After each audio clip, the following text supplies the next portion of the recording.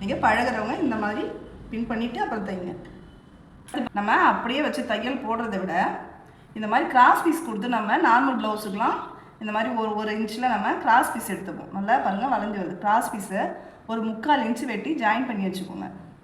இந்த மாதிரி ஜாயின் பண்ணிவிட்டு அந்த பீஸை அப்படியே நீங்கள் நெக்கு அடிக்கும்போது பிகினர்ஸாக இருந்தீங்கன்னா இந்த மாதிரி நீங்கள் வரைஞ்சிருங்க. அப்போ தான் ஒரே சேமாக உங்களால் கழுத்து துணியை பிடிக்க முடியும். இந்த 3/4 இன்ச்சே போதுமானது. நம்ம இந்த தையல் போடுறதுக்கு இதில் பாதி, அதாவது இந்த அளவு எங்கே மார்க் பண்ணிக்கிறோமோ அந்த அளவுக்கு துணியை நம்ம தைச்சிட்டோம் அப்படின்னா திருப்பி ஒரு பாதி அளவு, ஒரு 1/2 இன்ச் அளவுக்கு நம்மளுக்கு மீதியாக இருக்கும். அந்த அளவுக்கு துணி இருந்தாலே போதும்.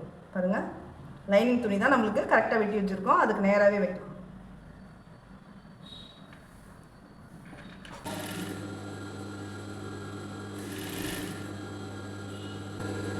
நம்ம கரெக்டாக இந்த 1/2 இன்ச்சு இது மேலே வச்சு அழகாக அடிச்சிடலாம். பாருங்கள்,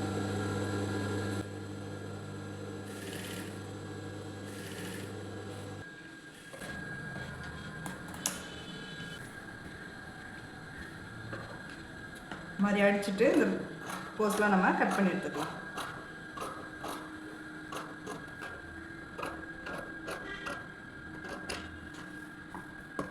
இந்த மாதிரி கட் பண்ணிவிட்டு நம்ம ரவுண்ட் நெக்கு எப்படியும் நம்ம இந்த மாதிரி கட் கொடுப்போம் இல்லையா, அந்த மாதிரி கட் பண்ணி எடுத்துக்கோங்க.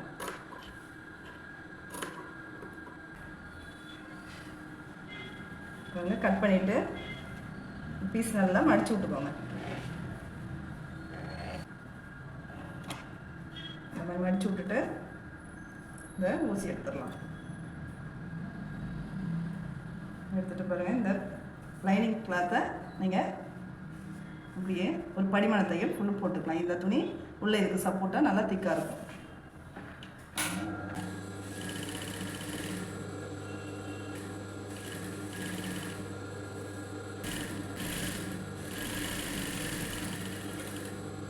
இதுக்கப்புறம் நீங்கள் இது அப்படியே ஓரத்தில் ஒரு படிமான தையல் போட்டிங்கனாலும் சரி, இல்லை லேஸ் ஏதாவது வைக்க போகிறீங்க அப்படின்னா கூட நீங்கள் கொஞ்சம் எம்மிங் அளவு கூட நீங்கள் தையல் போட்டுக்கலாம். நான் இப்போ எஜ்ஜிலே வரும், இந்த எஜ்ஜிலே தையல் போட்டுக்கலாம்.